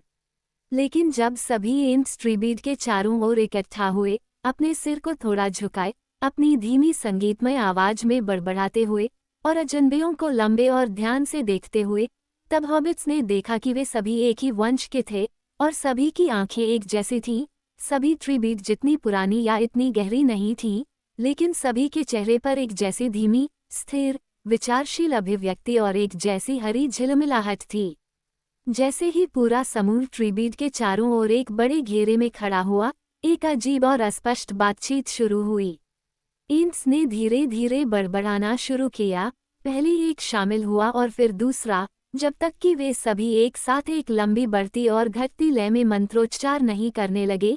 कभी रिंग के एक तरफ जोर से, कभी वहां कम होते हुए और दूसरी तरफ बहुत तेज आवाज में। हालांकि वो किसी भी शब्द को नहीं पकड़ पाया या समझ नहीं पाया। उसने सोचा कि भाषा इंटिश थी। पिपिन को पहले तो ये ध्वनि सुनने में बहुत अच्छी लगी, लेकिन धीरे धीरे उसका ध्यान भटक गया। लंबे समय के बाद और मंत्रोच्चार में कोई कमी नहीं दिखी, उसने खुद को आश्चर्यचकित पाया, क्योंकि इंटिश एक ऐसी जल्दबाजी वाली भाषा थी। क्या वे अभी भी गुड मॉर्निंग से आगे बढ़ गए हैं? और अगर ट्रीबीट रोल कॉल करता है तो उनके सभी नामों को गाने में कितने दिन लगेंगे? मुझे आश्चर्य है कि इंटिश हाँ या नहीं के लिए क्या है, उसने सोचा। उसने जम्हाई ली। ट्रीबीट को तुरंत ही उसका पता चल गया। हाँ, अरे मेरे पिप्पिन, उसने कहा, और बाकी एंटों ने अपना नारा लगाना बंद कर दिया। तुम लोग जल्दबाज हो, मैं भूल रहा था, और वैसे भी एक ऐसा भाषण सुनना थकाऊ होता है जिसे तुम नहीं समझते। तुम अब नीचे उतर सकते हो। मैंने एंटमूट को तुम्हारे नाम बता दिए हैं और उन्होंने तुम्हें देखा है और वे इस बात पर सहमत हुए हैं कि तुम ओर्क्स नहीं हो और पुरानी सूचियों में एक नई लाइन डाली जाएगी। हम अभी तक आगे नहीं जा पाए हैं, लेकिन एक एंटमूट के लिए ये जल्दी काम है। तुम और मेरी अगर चाहो तो डिंगल में टहल सकते हो। अगर तुम्हें ताजगी की ज़रूरत है तो वहाँ एक अच्छा पानी का कुआं है। उत्तरी तट पर। मूट के वास्तव में शुरू होने से पहले अभी भी कुछ शब्द बोलने बाकी हैं। मैं फिर आऊँगा और आपसे मिलूंगा और आपको बताऊंगा कि चीज़ें कैसी चल रही हैं। उसने हॉबिट्स को नीचे उतारा। जाने से पहले उन्होंने सिर झुकाया। उनकी बड़बड़ाहट और उनकी आंखों की चमक से लगता था कि यह हरकत एंट्स को बहुत मज़ेदार लगी, लेकिन वे जल्द ही अपने काम में लग गए। मेरी और पिप्पिन पश्चिम से आने वाले रास्ते पर चढ़ गए और बड़ी बाड़ के खुले हिस्से से झांका। डिंगल के किनारे से पेड़ों से ढकी लंबी ढलानें उभरी हुई थीं और उनसे दूर, सबसे दूर की पहाड़ी के देवदार के पेड़ों के ऊपर एक ऊंचे पहाड़ की चोटी उभरी हुई थी, जो तीखी और सफ़ेद थी। दक्षिण की ओर उनके बाएं तरफ वे जंगल को धूसर दूरी में गिरते हुए देख सकते थे। वहां दूर एक हल्के हरे रंग की चमक थी जिसे मेरी ने रोहन के मैदानों की झलक समझ लिया। मुझे आश्चर्य है कि इसे नगाड कहाँ है, पिप्पिन ने कहा। मुझे ठीक से नहीं पता कि हम कहाँ हैं, मेरी ने कहा, लेकिन वह चोटी शायद मैथेद्रास है। और जहाँ तक मुझे याद है, आइसेंगार्ड की अंगूठी पहाड़ों के अंत में एक कांटे या गहरी दरार में स्थित है। यह शायद इस महान रिज के पीछे है। वहाँ चोटी के बाईं ओर धुआं या धुंध दिखाई देती है, क्या आपको नहीं लगता? इसेनगाड कैसा है? पिप्पिन ने कहा। मुझे आश्चर्य है कि एंट इसके बारे में क्या कर सकते हैं। मुझे भी आश्चर्य है, मेरी ने कहा। इसेनगाड चट्टानों या पहाड़ियों का एक प्रकार का घेरा है, मुझे लगता है, जिसके अंदर एक सपाट जगह है और बीच में एक द्वीप या चट्टान का स्तंभ है, जिसे ऑर्थेंक कहा जाता है। सरुमन के पास इस पर एक टॉवर है। घेरने वाली दीवार में एक द्वार है, शायद एक से अधिक, और मेरा मानना है कि इसके माध्यम से एक धारा बह रही है। ये पहाड़ों से निकलती है और रोहन के गैप के पार बहती है। यह एंट के लिए निपटने के लिए जगह नहीं लगती, लेकिन मुझे इन एंट के बारे में एक अजीब सी भावना है। किसी तरह मुझे नहीं लगता कि वे उतने सुरक्षित और वैसे मज़ेदार हैं जितने वे दिखते हैं। वे धीमे, विचित्र और धैर्यवान, लगभग उदास लगते हैं, और फिर भी मुझे लगता है कि उन्हें जगाया जा सकता है। अगर ऐसा हुआ तो मैं दूसरी तरफ नहीं रहना चाहूँगा। हाँ, पिप्पिन ने कहा, मैं जानता हूँ कि तुम्हारा क्या मतलब है। एक बूढ़ी गाय जो सोच समझकर बैठी रहती है और चबाती रहती है, और एक बैल जो हमला करता है, में बहुत अंतर हो सकता है, और बदलाव अचानक आ सकता है। मुझे आश्चर्य है कि क्या ट्री बीड उन्हें जगा पाएगा। मुझे यकीन है कि वो कोशिश करना चाहता है, लेकिन उन्हें जगाया जाना पसंद नहीं है। ट्री बीड कल रात खुद जगा था और फिर उसने फिर से उसे दबा लिया। हॉबिट्स वापस लौट आए। एंट्स की आवाजें अभी भी उनके सम्मेलन में उठ रही थीं और गिर रही थीं। सूरज अब इतना ऊपर उठ चुका था कि वो ऊपर देख सकता था। ऊंची बाढ़ ये बिर्च के पेड़ों के शीर्ष पर चमकती थी और डिंगल के उत्तरी हिस्से को ठंडी पीली रोशनी से रोशन करती थी। वहां उन्होंने एक छोटा सा चमकता हुआ फव्वारा देखा। वे सदाबहार के पैरों के पास बड़े कटोरे के किनारे पर चले गए। अपने पैरों के चारों ओर फिर से ठंडी घास महसूस करना सुखद था और जल्दी में नहीं होना था, और फिर वे बहते पानी के पास उतर गए। उन्होंने थोड़ा सा एक साफ ठंडा तीखा घूंट पिया और एक काय से ढके पत्थर पर बैठ गए। घास पर सूरज के धब्बे और डिंगल के फर्श पर गुजरते हुए नौकायन बादलों की छाया को देखते हुए एंट्स की बड़बड़ाहट जारी रही। यह एक बहुत ही अजीब और दूरस्थ जगह लग रही थी, उनकी दुनिया से बाहर और उन सभी चीजों से बहुत दूर जो उनके साथ कभी हुई थीं। उनके साथियों के चेहरों और आवाज़ों के लिए उनके मन में एक बड़ी लालसा आ गई, खासकर फ्रोडो और सैम के लिए और स्ट्राइडर के लिए। अंततः चींटियों की आवाज में विराम आया और उन्होंने ऊपर देखा कि ट्रीबीड उनकी ओर आ रहा है, उसके साथ एक और चींट भी है। हम मैं फिर से यहाँ हूँ, ट्रीबीड ने कहा। क्या आप थके हुए हैं या अधीर महसूस कर रहे हैं? खैर, मुझे डर है कि आपको अभी भी अधीर नहीं होना चाहिए। हमने अब पहला चरण पूरा कर लिया है, लेकिन मुझे अभी भी उन लोगों को फिर से बातें समझानी हैं जो इस सिनेगाड से बहुत दूर रहते हैं और जिन्हें मैं मुझसे पहले नहीं समझा पाया था, और उसके बाद हमें तय करना होगा कि क्या करना है। हालांकि क्या करना है ये तय करने में एंट्स को इतना समय नहीं लगता कि वे सभी तथ्यों और घटनाओं पर विचार करें जिनके बारे में उन्हें अपना मन बनाना है। फिर भी इनकार करने का कोई फायदा नहीं है। हम अभी यहाँ लंबे समय तक रहेंगे, बहुत संभव है कि कुछ दिन। इसलिए मैं आपके लिए एक साथी लाया हूँ। उसके पास में एक एंट हाउस है। ब्रेगलेड उसका एल्विश नाम है। वो कहता है कि उसने पहले ही अपना मन बना लिया है और उसे मूठ में रहने की जरूरत नहीं है। वो जल्दबाजी करने वाले एंट के सबसे करीब है। आपको साथ मिलकर काम करना चाहिए। अलविदा। ट्रीबीड मुड़ा और उन्हें छोड़कर चला गया। ब्रेगलेड कुछ देर तक हॉबिट्स का गंभीरता से निरीक्षण करता रहा और वे उसे देखते रहे, ये सोचते हुए कि वह कब जल्दबाजी के कोई संकेत दिखाएगा। वह लंबा था और युवा एंट्स में से एक लग रहा था। उसकी भुजाओं और पैरों पर चिकनी चमकदार त्वचा थी, उसके होंठ लाल थे और उसके बाल भूरे हरे थे। वो हवा में एक पतले पेड़ की तरह झुक सकता था और हिल सकता था। आखिरकार उसने बात की और उसकी आवाज़ गूंजने के बावजूद ट्रीबर्ड की तुलना में ऊंची और स्पष्ट थी। मेरे दोस्तों, चलो टहलने चलते हैं, उसने कहा। मैं ब्रेगालाड हूँ, जिसे आपकी भाषा में क्विकबीम कहते हैं, लेकिन ये सिर्फ एक उपनाम है। बेशक, जब से मैंने एक बड़े एंट को अपना सवाल पूरा करने से पहले हाँ कहा है, तब से वे मुझे इसी नाम से बुलाते हैं। इसके अलावा मैं जल्दी पीता हूँ और जब कुछ लोग अभी भी बाहर होते हैं तो बाहर निकल जाता हूँ। अपनी दाढ़ी गीली कर रहे हैं? मेरे साथ आओ। उसने अपनी 2 सुडौल भुजाएं नीचे की ओर बढ़ाईं और प्रत्येक हॉबिट को एक लंबी उंगलियों वाला हाथ दिया। उस पूरे दिन वे उसके साथ जंगल में घूमते रहे, गाते रहे और हंसते रहे, क्योंकि क्विकबीम अक्सर हंसता था। अगर सूरज बादलों के पीछे से निकलता तो वह हंसता, अगर वे किसी नदी या झरने पर आ जाते तो वह हंसता, फिर वह झुकता और अपने पैरों और सिर पर पानी छिड़कता। वो कभी कभी पेड़ों में किसी आवाज़ या फुसफुसाहट पर हंसता। जब भी उसे कोई रोवन पेड़ दिखाई देता तो वह अपनी बाहें फैलाकर कुछ देर रुक जाता और गाता और गाते हुए झूमता। रात होने पर वह उन्हें अपने एंट हाउस में ले आया, एक हरे किनारे के नीचे टफ पर रखा एक कायदार पत्थर से ज्यादा कुछ नहीं। रोवन के पेड़ उसके चारों ओर एक घेरे में उगे हुए थे और वहां पानी था, जैसा कि सभी एंट हाउस में होता है। किनारे से एक झरना फूट रहा था। जंगल में अंधेरा छाने पर वे कुछ देर तक बातें करते रहे। कुछ ही दूरी पर एंटमूट की आवाज़ें अभी भी सुनाई दे रही थीं, लेकिन अब वे गहरी और कम धीमी लग रही थीं, और बीच बीच में एक बड़ी आवाज़ ऊंची और तेज संगीत में उठती, जबकि बाकी सभी धीमी हो जाती।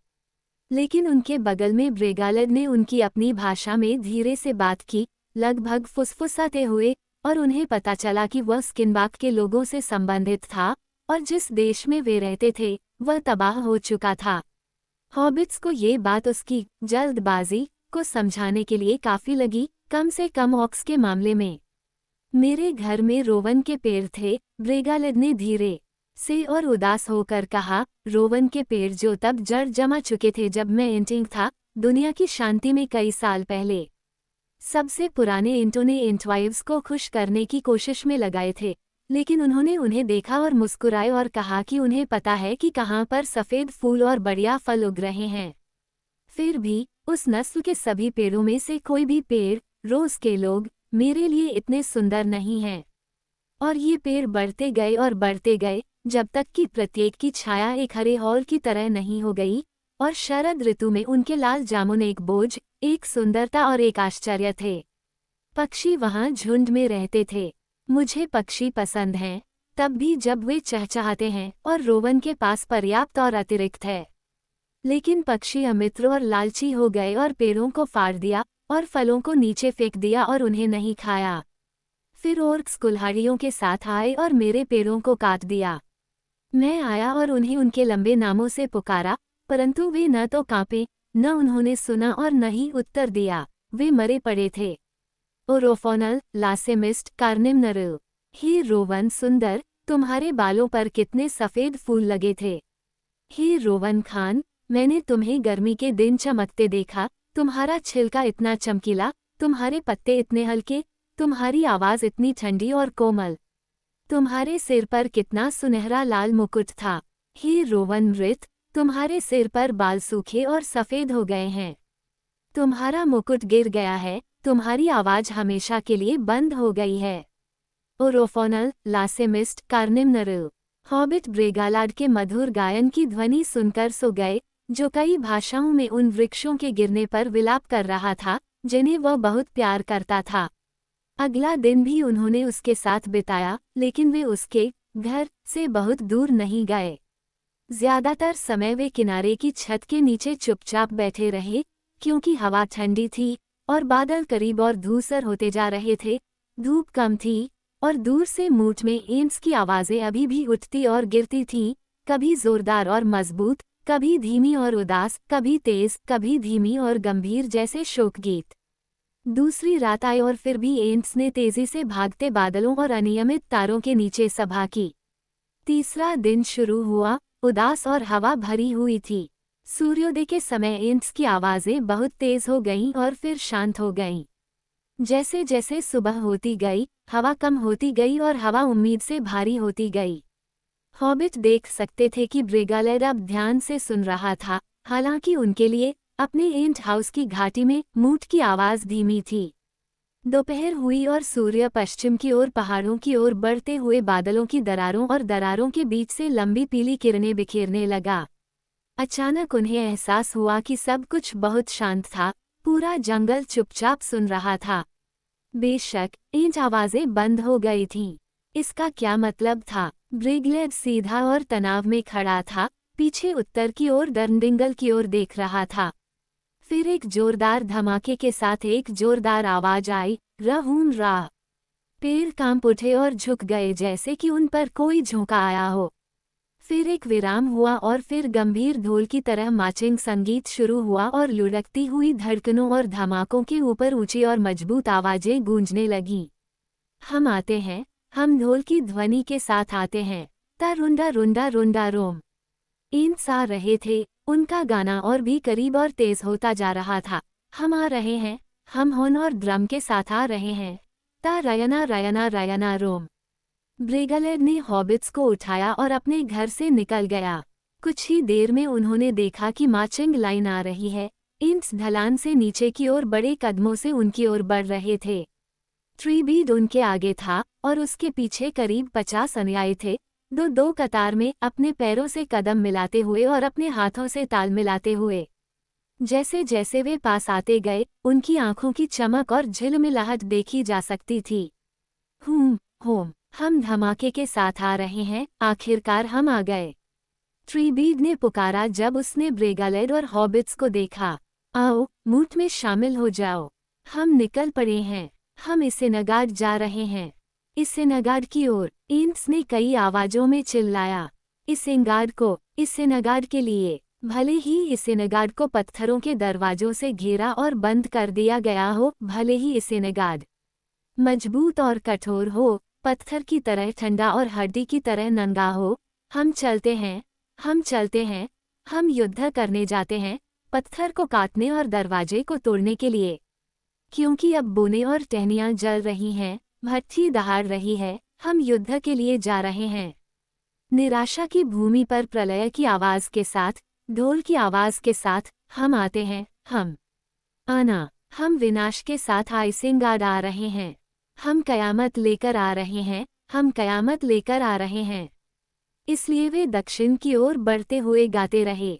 ब्रेगलेड अपनी चमकती आंखों के साथ ट्रीबीड के बगल में लाइन में आ गया। बूढ़ी एंट ने अब हॉबिट्स को वापस ले लिया और उन्हें फिर से अपने कंधों पर बिठाया, और इस तरह वे धड़कते दिलों और सिर को ऊंचा करके पापी समूह के शीर्ष पर गर्व से सवार हुए। हालांकि उन्हें उम्मीद थी कि अंततः कुछ होगा, लेकिन वे एंट में आए बदलाव से हैरान थे।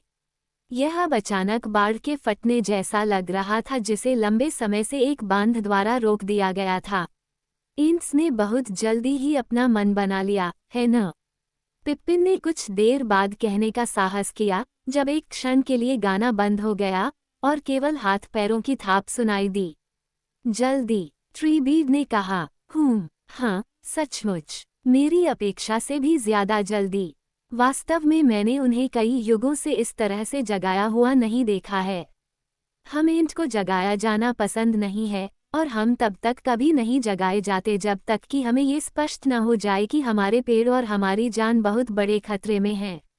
सौरोन और समुद्र के लोगों के युद्धों के बाद से इस जंगल में ऐसा कभी नहीं हुआ है। ये औखवक है, आग को जलाने के बुरे बहाने के बिना भी बेरहमी से लकड़ी काटना, जिसने हमें इतना क्रोधित कर दिया है, और एक पड़ोसी का विश्वासघात, जिसे हमारी मदद करनी चाहिए थी। जादूगरों को बेहतर पता होना चाहिए, वे बेहतर जानते हैं। एल्विश एंटिशिया मनुष्यों की जुबान में ऐसा कोई अभिशाप नहीं है जो इस तरह के विश्वासघात के लिए पर्याप्त हो। सरुमन का नाश हो, क्या तुम सचमुच इसेनगाड के दरवाजे तोड़ दोगे? मैरी ने पूछा। हम, ठीक है, हम कर सकते हैं, आप जानते हैं। आप नहीं जानते, शायद, कितना मजबूत हम हैं। शायद आपने ट्रोल्स के बारे में सुना हो। वे बहुत शक्तिशाली हैं, लेकिन ट्रोल्स केवल नकली हैं।